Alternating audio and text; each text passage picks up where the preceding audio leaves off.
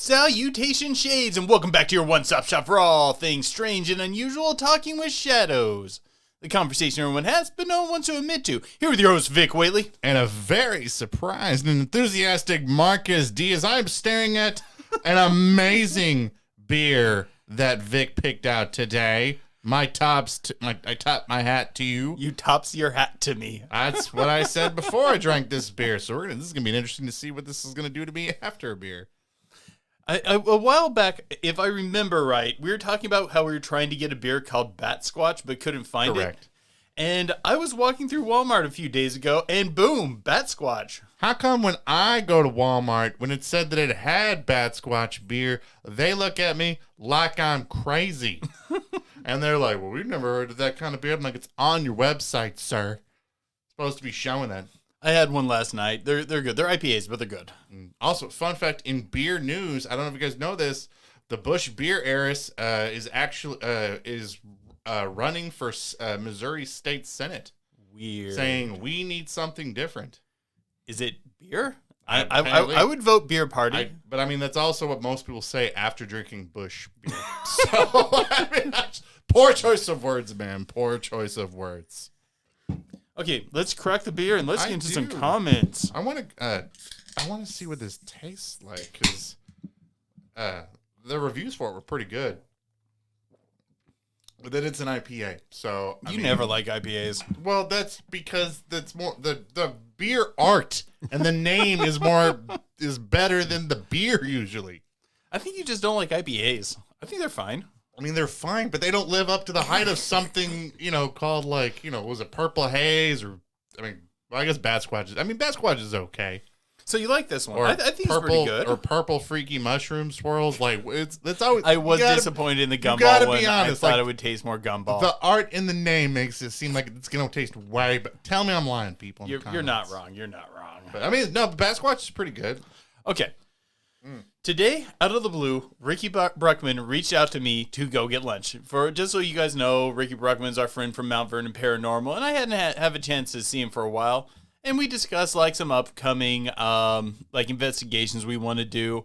And he hands me a cursed plaque from a funeral home. He says he doesn't know much about it, but it's cursed. And since he has a kid, he didn't want to keep it in his house. So I'm like, yeah, sure. I bring it home, and 1,000 things immediately go wrong. I open the door, and my power goes out. There's this weird fight between two of my friends. There's just everything starts going wrong immediately. Now it's in the shed. It is in the shed far away from my house. It is a I do not need it. You cursed my house, and now you're in the shed. Good job, Ricky. What did you expect when you brought a cursed object into your house?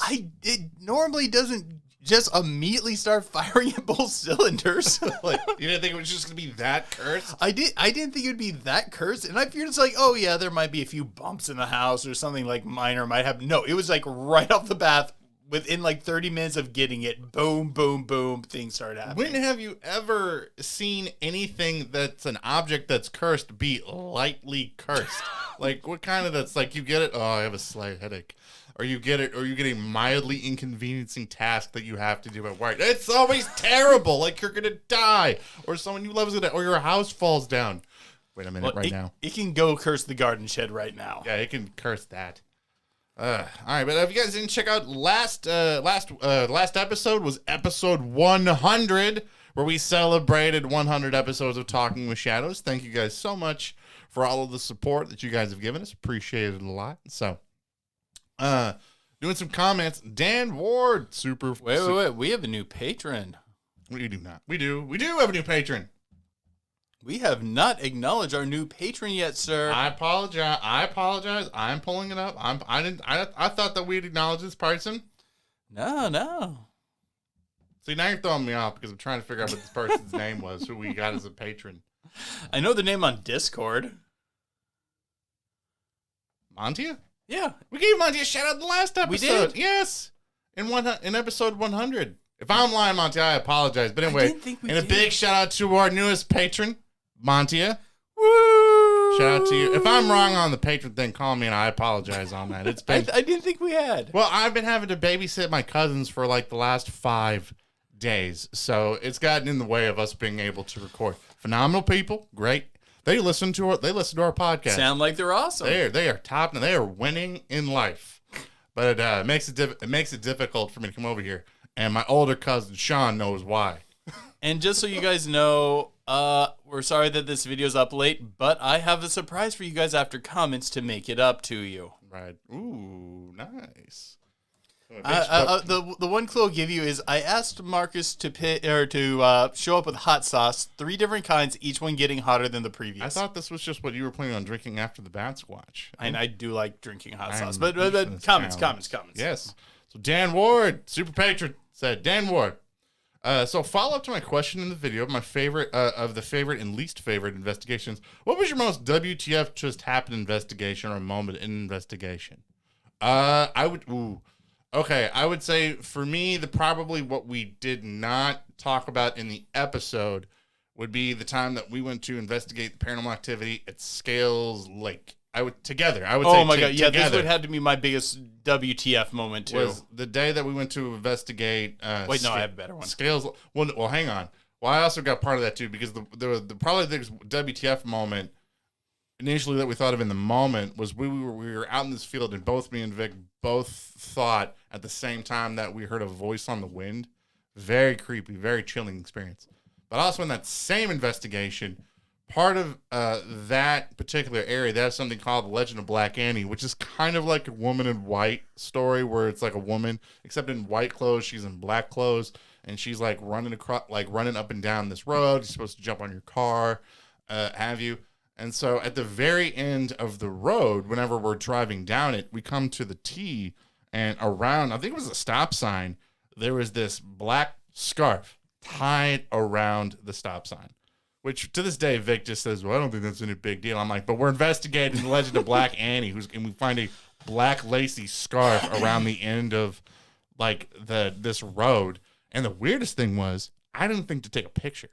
That's how I knew it was a WTF moment, because I forgot to take a picture in that moment, which is super weird and happens to even the best of paranormal investigators. There's also this weird, like, super skinny, shirtless guy walking around out there, and that was pretty weird too. I think it was Hobo I'm pretty sure the scarf was not his. No, I don't think the scarf was Hobo It was actually a very fancy scarf. Yeah, we were very afraid of getting out of the car because we were afraid we were going to be stabbed by Hobo Steve. I do remember that. My biggest WTF moment, I'm investigating Bargeist Road with Ellie and Adam Mathers. And we're driving down the road, and we hear this really weird sound outside the car, and I think we've blown a tire or something. So I get out of the car to check and see what the heck's going on. So I get out there, I check the tires, everything's fine. Everything's normal, there's nothing wrong, but it really sounded like we had just blown a tire. But I look up from where I'm working, where my flashlight has settled on, is the fence next to the car, where there is a rotting, bisected dog corpse hung up clearly intentionally on the fence, like clearly and intentionally just rotting there. And in a bargeist, for those of you who don't know, that's what the road's known for, there being a bargeist, is this like dark spectral dog.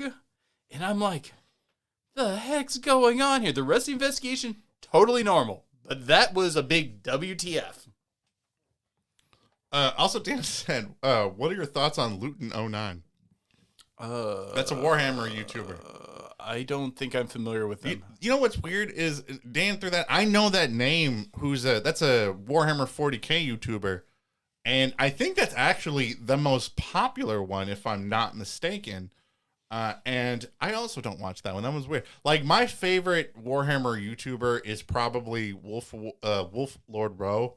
Oh, I do like his stuff because I love how he like leans into telling the story. And every story he tells you is the greatest story of all time. It doesn't matter if it's like just some dude going in like to push papers. He'll be like, "This is the greatest paper pushing story that I've ever heard," and he just it's great. My favorite was If the Emperor Had Text to Speech. Thanks a lot, GW. Yeah.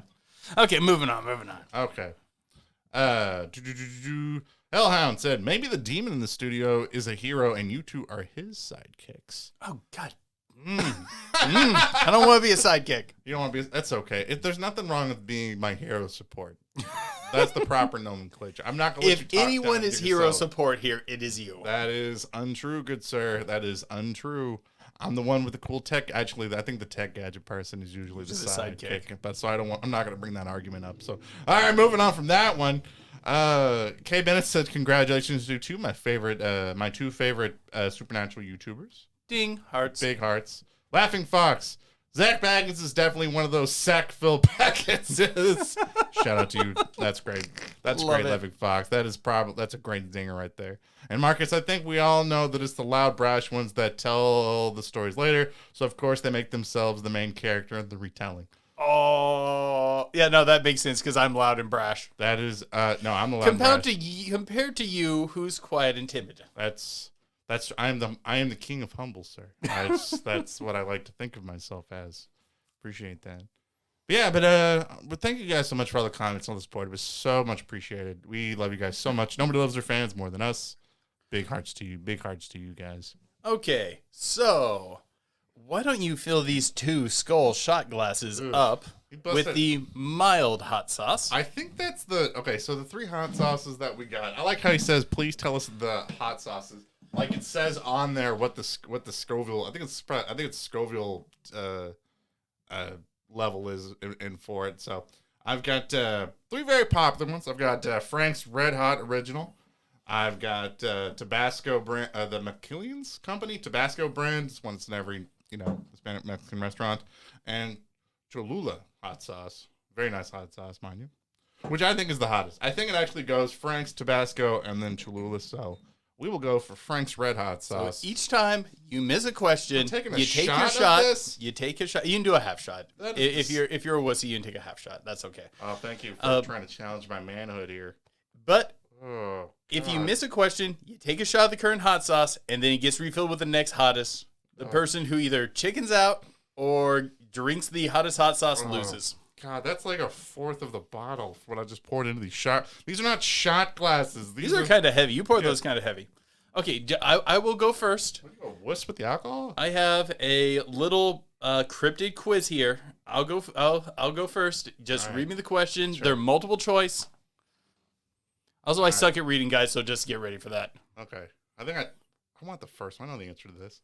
This elusive monster appears as a sort of kangaroo/goat hybrid, walking on 2 legs with hooved feet, though it does also have the ability to fly short distances with its bat-like wings. It is said to be the 13th child of the witch named Mother Leeds. Oh, Jersey Devil. That's the Jersey Devil. Actually, do you want to read the question since I kind of suck at reading? Yeah, I got you. Yeah. Okay. Your question. All right. Boom. Scroll the next question. Scroll. All right, here we go. In 1969, couples in a Texas town reported that a half-goat, half-man creature with fur and scales attacked their cars when they were out parking. The beast later threw a tire and jumped onto another car.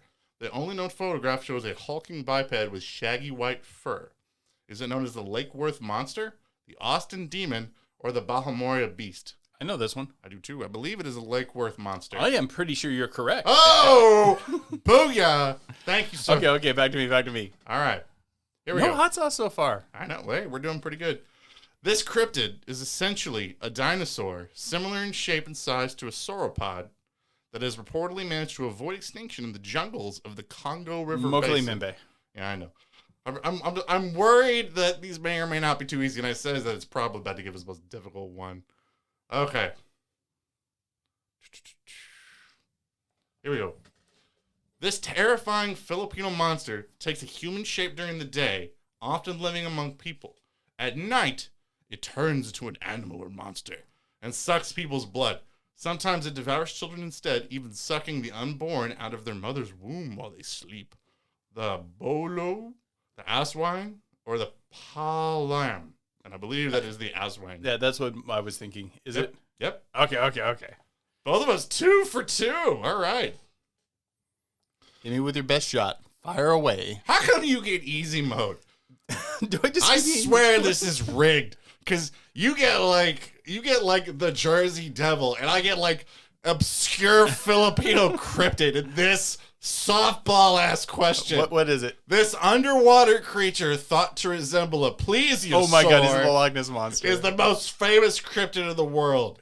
It's the Loch Ness Monster. Yeah, it is the Loch Ness Monster. Easy. You schmuck. Do you want to give me another one? No. I think I'm about to drink one. Here we go. The final question.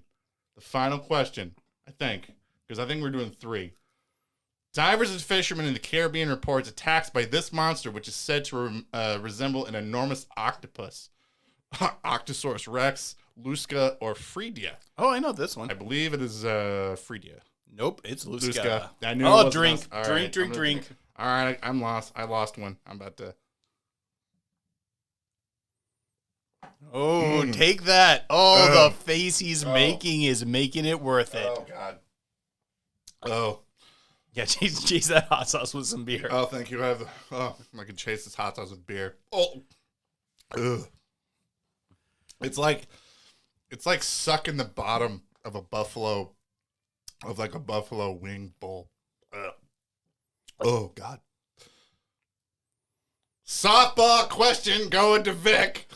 This mysterious corpse was found on a beach in Long Island, New York in 2008. Is it the Montauk Monster? He's getting it before I'm done reading the question. It resembles a hairless beast with a bizarre toothy beak. Experts later identified it as a raccoon that had undergone decomposition and lost part of its jaw. Okay, you can give me 2 in a row. Give me 2 in a row. Give me another one. This is the Montauk Monster. Give me another one. Oh, no, it's okay. It's okay. Oh, God. Ugh. Only a few sightings. This is my turn. Okay. Only a few sightings support the existence of this British cryptid, a terrifying combination of a predatory bird and a human. It's partly named for the town in Cornwall, England, where it was seen. Got it. Easter eagle. Wine. It's my question. I know it. Easter eagle, the owlman of Maonan, or the owlman of Cornwall. Ooh, actually, I don't know which one that is. I know it's the Owl Man. Yeah. It's that. Yeah, it's that. It's the Owl Man of Cornwall. Yeah. Oh, okay. It's not the Owl Man of Mawa. I don't even know what that is. Let's both. See, that's weird because I clicked on it. The thing is, I think both. There's an Owl Man at both. Yeah. I just don't remember which one is which. Wait, did you get it wrong? No, it was right. Oh, okay. Good. Okay. Let's say in the. Okay. Last 2 questions. I might go undefeated here, guys. I'm just saying, I might go undefeated. Mm-hmm. Oh, hold up. Sorry. Here we go. This legendary sea beast reportedly attacked ships with its massive tentacles. Did you write these? No. Tentacles. Numerous dead specimens were collected in the 20th century. The kraken, the emperor jellyfish, or the Humboldt squid. The Humboldt squid is not very big. But I don't think they classified the creature the kraken. I assume they mean the giant squid. This is a really confusingly worded question. I can only assume they mean kraken, but the correct answer, I believe, would be the giant squid or the colossal squid, because both specimens were found around that time. Mm-hmm. Am I correct? Yeah, it's the kraken. I say we make whoever wrote that question take the shot. You take a shot, yeah. And the last question for me. Oh, the Himalayan primate is sort of a hipster's Bigfoot. It became well known at the beginning of the 1920s before Bigfoot was popular, sometimes called the abominable snowman. It's most known for leaving massive snow prints in the snow. The Garrug, boreal snow ape, or the Yeti. And that is the Yeti. All right. Oh, man, I didn't even drink. I'm just going to drink it for fun. Oh. If we do this again, the thing is, I didn't want to read the questions ahead of time because I didn't want to know them. No, I know. But to be fair though, I think that what were you complaining about? That hot sauce is good. I'm not saying it wasn't good. I just said that it's just bad by itself. It's fine by itself. I prefer my hot sauce with chicken wings. Good sir. I like mine on cauliflower. I think that it was kind of hard for 2 paranormal YouTubers that have been doing this for this long to take a cryptid quiz. You know what, guys? Find some really obscure questions. We'll try it again with some harder stuff. Yeah, help us post it in the comments below. Find some really obscure ones, and we'll do this again. All I can say is, I pretty much knew the answers to all of them. Yeah, well, I mean, I missed one. Mister doesn't know what the Luska is. I'm sorry that I missed one. Excuse me, I answered that pretty obscure Filipino vampire bat and I witch answered one. the same thing. Yeah. Excuse me, like I don't know some of my obscure stuff too. Okay. I want to start it in this episode. Just grab bag, guys. That's this month. It is just we are running roughshod over whatever topics we want. Yeah, we got some. And fun I stuff want to talk start with our beer, Bat Squatch. I've been recently reading Linda Godfrey's book American Monsters. And one of the things she brings up in there is the idea that the Mothman is more of a phantom than a cryptid, which in many ways I'd agree with. But I'd like to extend that to kind of the whole gargoyle family, like, say, the NASA gargoyle, the bat squatch, the Mothman, the Freiburg Shrieker, all those guys. And I want to make a case for it.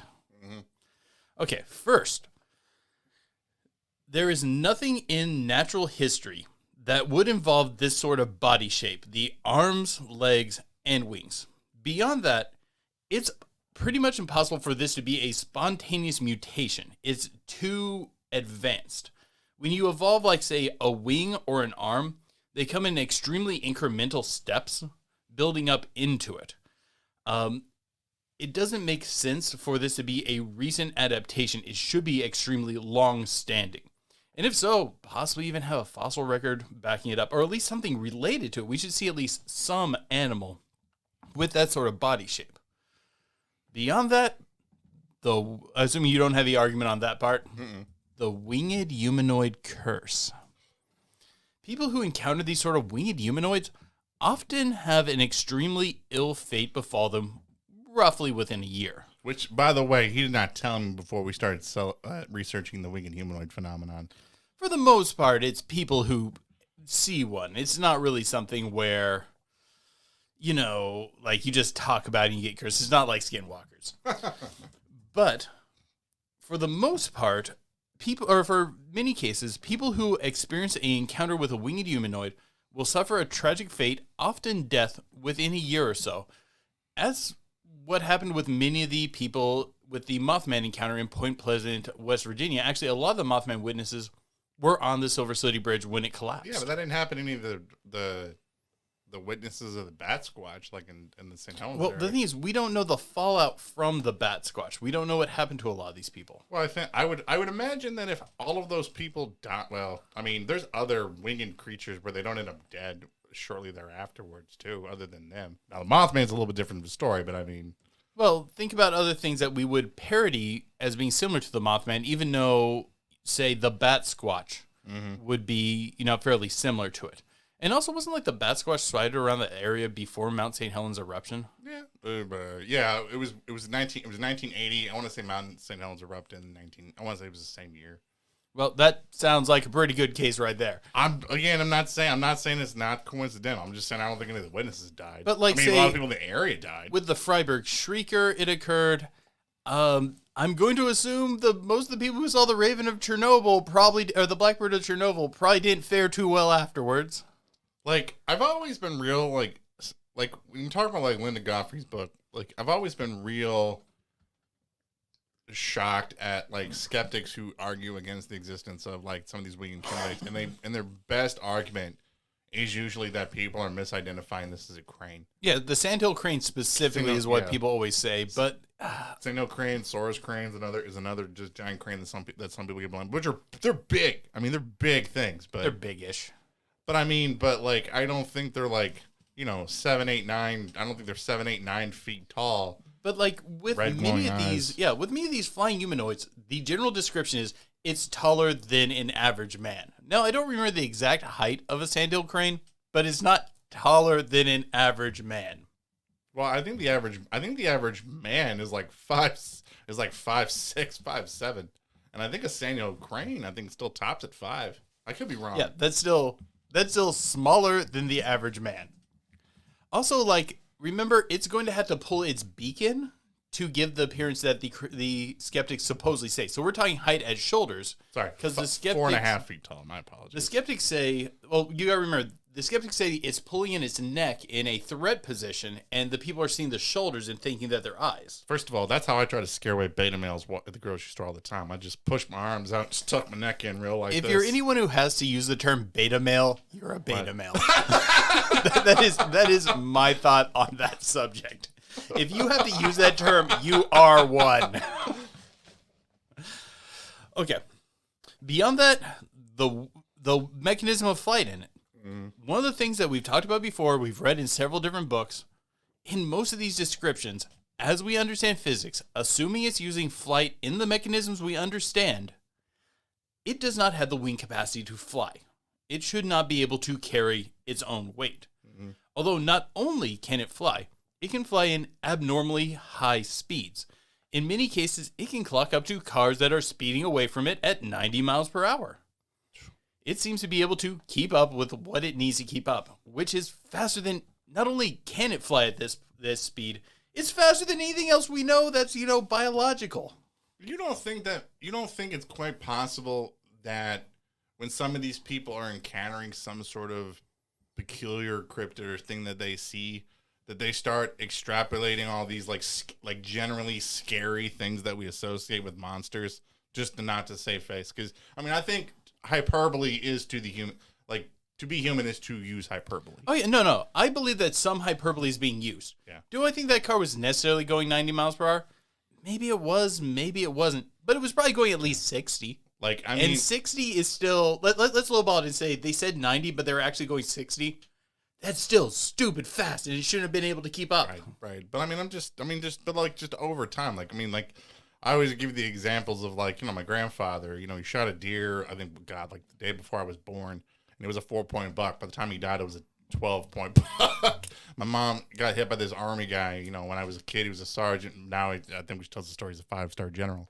But, but it's so you don't think that maybe there's some of that going on with some of these people that are telling some of these stories? Some of them, certainly, but there's an odd consistency to it.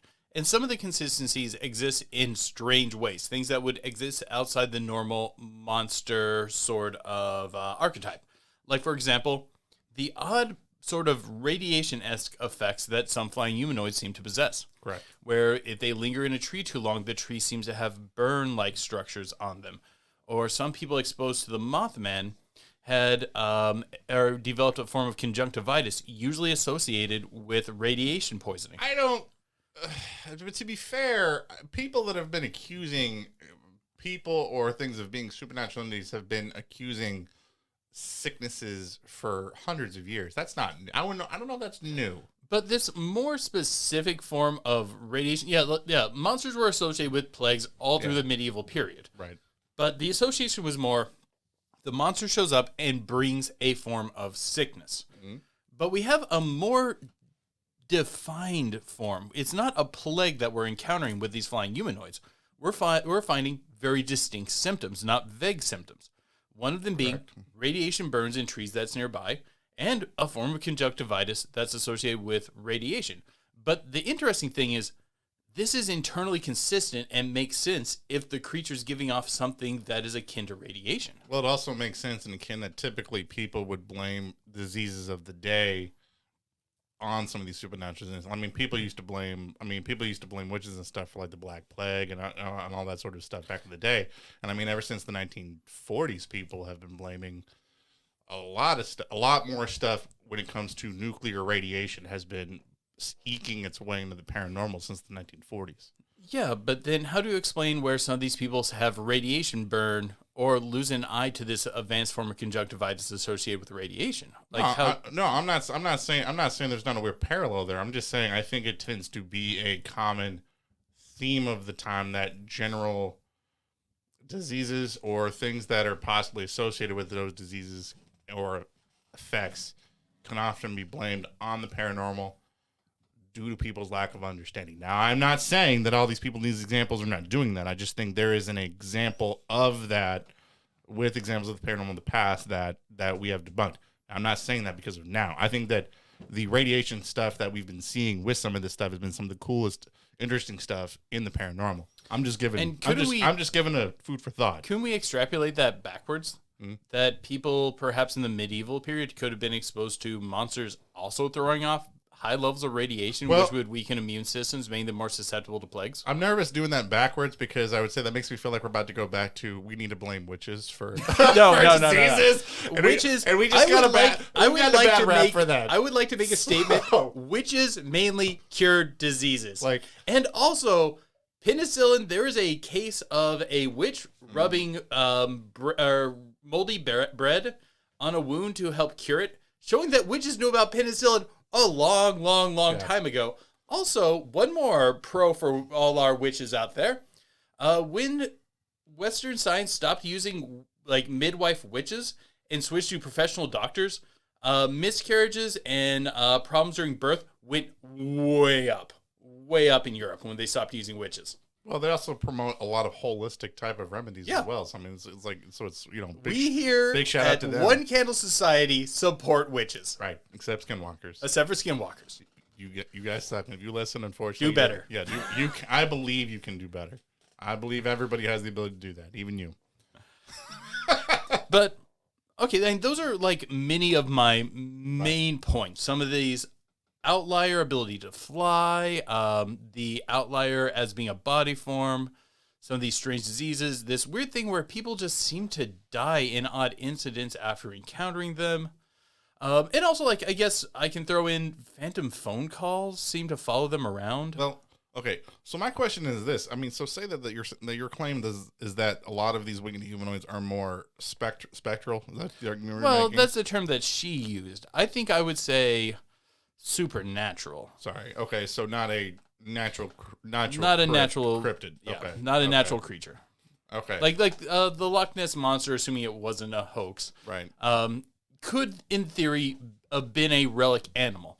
I don't think this could, given the natural history, and I don't think there's any sort of, as we understand it, evolutionary process to pull off some of the effects unless you're using unknown evolutionary processes. Well, my thing that I have a huge issue with that is even if, say, there is some sort of spectral entity or they come from somewhere else, why would you need both long arms and wings? Even if it's from somewhere else, why you would need both of those? Why would a vampire need claws? I would call a vampire a supernatural entity. Well, now it's a supernatural entity with a physical form.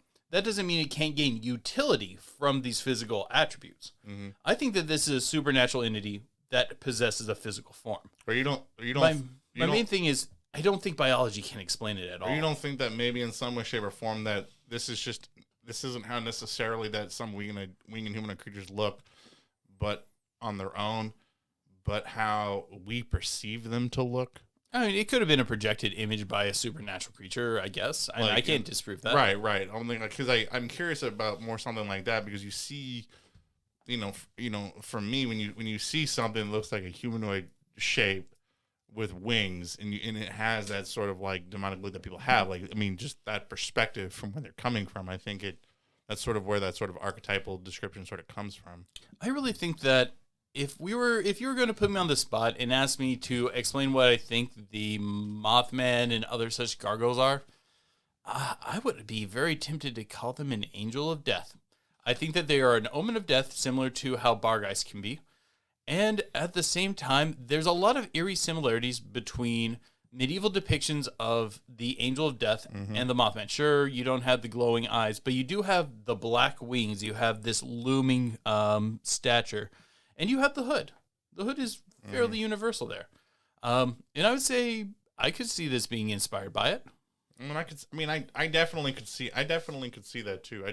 I have a bizarre I still have a hard time connecting why something, because typically whenever I have a hard time connecting the arms and the wings. If you're going to need both of those at the same time, because it just doesn't seem like why you would need one and the other. So I don't know. I still have issues with that. Trying to pick the two. And I just talk about it because that's how they're described. Right. If you ask me to give a biological justification, winged creatures are usually ambush predators. They are grappling predators where they usually do a grab. Having 4 appendages to grab instead of 2, I could see that being an advantage. But the other side is if you're flying, does it pay for the extra weight? And on that level, I'd say probably not unless you're not going very far. And definitely, I don't think you'd be able to reach those speeds. Like, biologically, I just don't think it makes sense. I don't know. So, I mean, I have issues with it, but no. But why do we always put Mothman in the cryptid camp, then? It's always there. It's considered to be one of the famous cryptids. Well, I think most cryptids tend to be, like, physical, inhuman-esque creatures. I think that's why it gets lumped into that category. But there's so many, cryptids that don't possess supernatural capability. True. Where Mothman seems to. True. And I feel like that has the potential to put it outside that category. Well, I mean, there's a lot of like non-winged. I mean, Bigfoot himself. I mean, he has a lot of weird paranormal things other than just licking peanut butter and rummaging through your garbage. Yeah, but there's a lot of cases where he does not exhibit supernatural traits. Beyond that, there's a lot of instances where Mothman doesn't necessarily exhibit supernatural traits. They just seem to follow him. Yeah, but there does seem to be a high amount. The other part is this: there's nothing about Bigfoot's form that would make him an impossibility.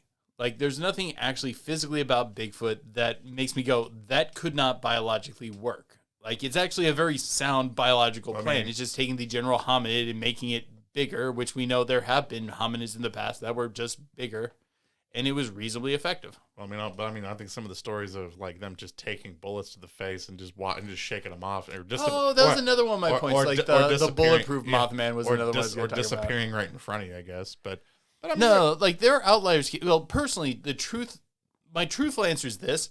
I don't think Bigfoot is just a cryptid either. I also don't think that one lies in the camp. I think there's enough stories of Bigfoot teleporting, opening portals, using telepathy, and cooperating with extraterrestrials, or just showing up at the same time. Well, to make me be skeptical. Well, I mean, to be fair, there's also, as far as all the reports that I've seen, I think there's a lot of them where they're just walking around, just minding their own business, or rummaging through your garbage, or picnic baskets like Yogi the Bear, but some Bigfoots are just Bigfoots, and other Bigfoots have 9 levels of wizardry. Well, to be fair, though, I would say that a lot of Bigfoot researchers tend to disregard some of those more, I don't want to say fanciful, some of those more supernatural-esque stories of Bigfoot. Like, I follow a couple of pretty big, prominent Bigfoot researchers, and a lot of times I will see them just flat out just ignore stories, and they'll be like, this Bigfoot was seen walking up a mountain and then vanished, or this Bigfoot was shot 4 times and didn't have any bullet holes in it. Now, obviously, that's not true.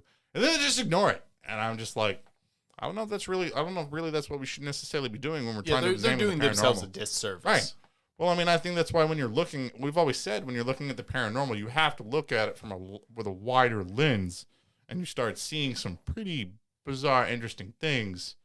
When it comes to that, we've talked about like Bigfoot sightings and UFO sightings. I remember pitching that to a Bigfoot researcher, and it sort of threw him off. He just sort of shirked the question when I asked him about it. Most Bigfoot researchers do not like it when people point out the weird cases where Bigfoot seems to have powers. Yeah, I did. I did. There was a prominent Bigfoot researcher. I'm not throwing names because I'm not trying to throw shade, but like I was watching an interview and I dropped that comment, and he just sort of said, "I was like, well, yeah, there's people that say that. I don't really look at that myself." And I said like, well, I can't disprove that. And then he just sort of moved on. Without really addressing my point at all. So, I think that's why it's important to look at it with a wide lens, because you start seeing some of those weird threads. But I also get it. A lot of Bigfoot researchers are trying to make the subject matter appealing to scientists.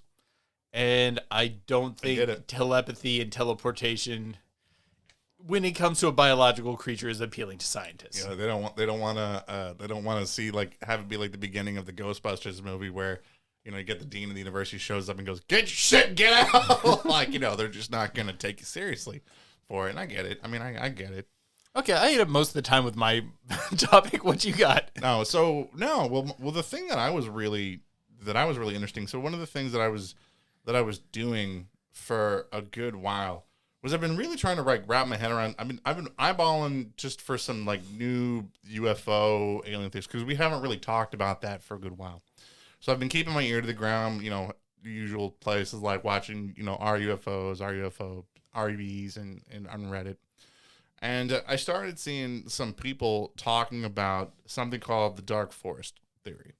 And I don't know if you guys are very familiar with this particular theory surrounding surrounding UFOs and alien life.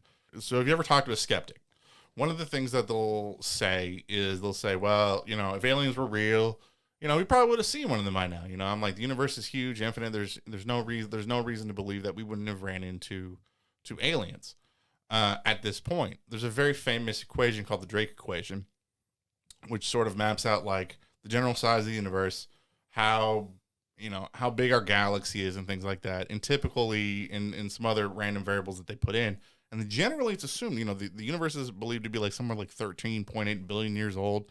And if we had life anywhere in the universe that had the ability to travel faster than light, they could actually colonize most of our galaxy within 100 million years. If I remember right, there is some guesstimation in the Drake theory, because if I remember right, it also takes into concept amount of planets in the Goldilocks zone, and then makes a speculation on how many of those planets should contain life. Right.